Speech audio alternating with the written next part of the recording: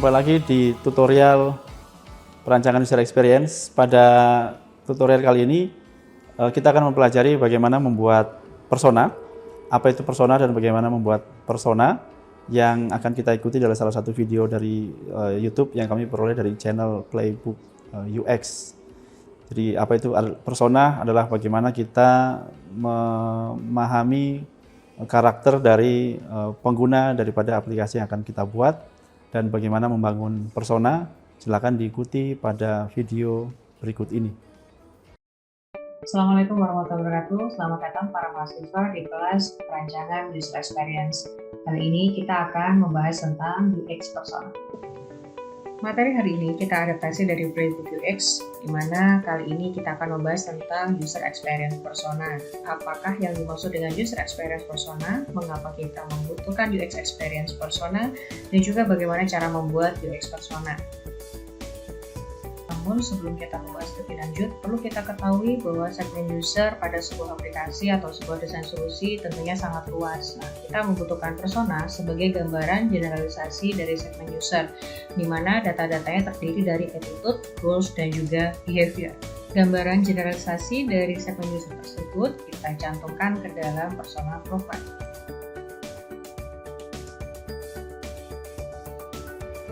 UX persona umumnya digabungkan atau dikolaborasikan dengan empathy maps untuk lebih mendapatkan pemahaman dari sudut pandang pengguna.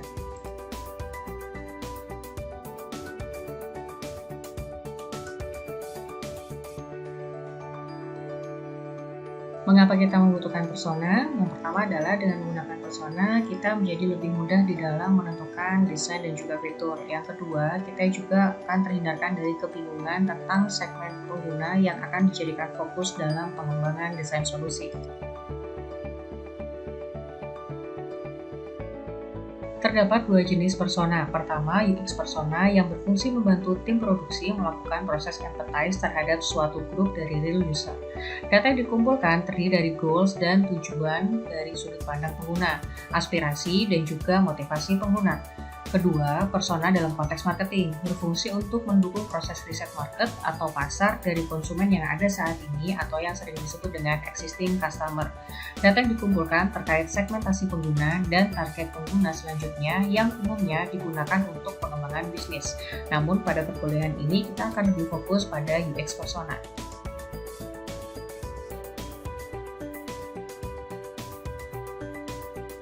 Jika Anda dihadapkan dengan pilihan persona yang sangat banyak, cobalah fokus pada satu atau dua jenis persona yang dinilai paling merepresentasikan grup dari real user yang Anda tuju. Selanjutnya kita akan membahas tentang riset yang melandasi penyusunan persona. Setidaknya Anda melibatkan 5 orang dalam suatu tipe produk, pengembangan, atau desain solusi. Jika dalam pengembangan Anda mengembangkan 2 tipe produk, maka Anda perlu melibatkan 2 kali 5 orang atau total 10 orang untuk 2 tipe produk. Sebaiknya Anda melakukan riset jenis moderated session agar dapat langsung mendapatkan umpan balik secara interaktif dengan representatif user.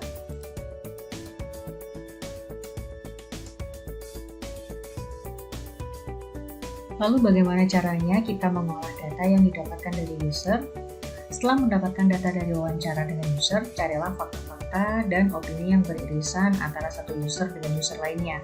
Hal yang beririsan atau overlap dapat berupa personality, karakteristik, atau sifat. Misalnya dalam contoh kali ini mereka mengkhawatirkan terkait privacy, maka bisa kita putuskan aspek privacy menjadi salah satu fokus dalam persona yang kita buat. Bagaimana caranya untuk melaksanakan riset dengan melibatkan pengguna? Pertama, Anda bisa menanyakan terkait kehidupan sehari-hari dari user atau partisipan.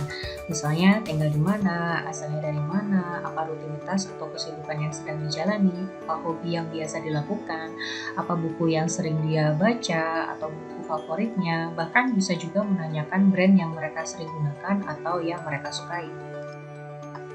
Kedua, pertanyaan terkait technical background dan aktivitas terkait pekerjaan partisipan. Misalnya aplikasi apa yang sering digunakan untuk memanage atau mengelola pekerjaannya, aplikasi sosial media apa yang sering mereka gunakan untuk komunikasi dengan tim kantor, berapa jam dia bekerja dalam sehari, gadget atau gawai apa yang sering mereka gunakan saat bekerja. Ketiga, pertanyaan terkait goals, misalnya apa tujuan mereka di dalam kehidupan ini, apa tujuan mereka dalam pekerjaan, bagaimana cara mereka untuk mencapainya, bagaimana jika target tersebut tidak atau belum tercapai. Misalnya dalam contoh studi kasus berikut membahas tentang sudut pandang partisipan bernama Jane. Jane adalah seorang wanita yang bekerja sebagai freelance PR professionals. Jane menceritakan bagaimana keseharian dia di pagi hari sebelum berangkat ke kantor. Jane menceritakan tentang kopi favoritnya di pagi hari, transportasi apa yang sering ia gunakan, dan merek fashion favoritnya. Apa saja komponen yang dicantumkan dalam persona? Pertama, sebaiknya gunakan foto asli dari partisipan. Jika partisipan tidak berkenan, Anda dapat gunakan foto dari website penyedia free image seperti Unsplash, Pexel, dan lain sebagainya. Pilihlah foto yang paling merepresentasikan karakteristik real user kita. Jangan gunakan foto selebriti atau kartun yang kurang representatif.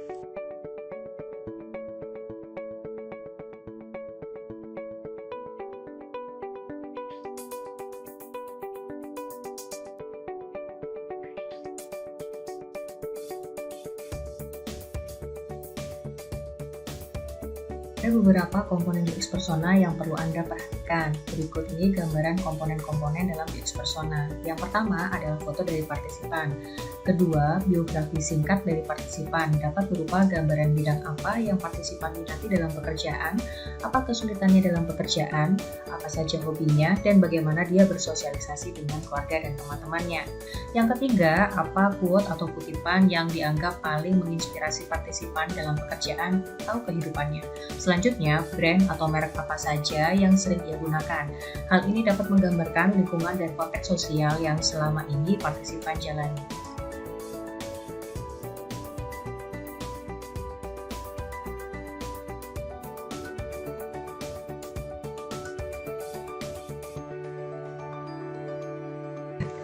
Kemudian terkait behavior atau perilaku, hal ini dapat menjelaskan tentang kebiasaan partisipan dalam pekerjaan, rutinitas dalam sosial media, bahkan apa yang ia takutkan dalam pekerjaan. Keenam, goals merupakan bagian yang menjadi fokus pengembangan dari tim UX. Misalnya, target atau tujuan yang ingin dicapai oleh partisipan. Dalam contoh, misalnya Jane ingin meningkatkan produktivitasnya. Yang ketujuh, yang tidak kalah penting adalah pain point. Berdasarkan penjelasan partisipan, kita jadi tahu kondisi apa yang membuat partisipan kecewa, stres, frustasi, jengkel, atau kurang puas. Hal inilah yang nantinya akan menjadi dasar pengembangan desain solusi yang Anda buat. Yang kedelapan, bagian personality dan motivasi dapat berupa skala sikap, menggunakan Likert, Goodman, atau skala semantik diferensial. Skala seperti ini sering kita temui pada tes kepribadian. Menariknya, data seperti ini sangat membantu tim UX dalam menentukan urgensi pengembangan.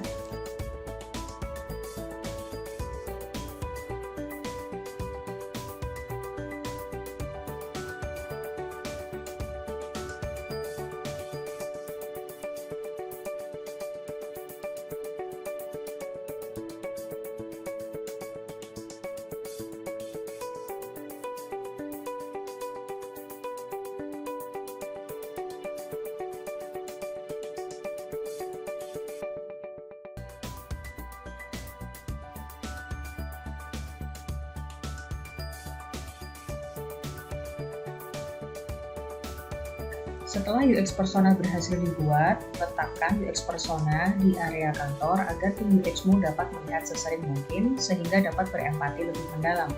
Jangan lupa untuk memperbarui data UX personamu setidaknya setahun sekali untuk tetap memastikan apakah ada perubahan segmen user.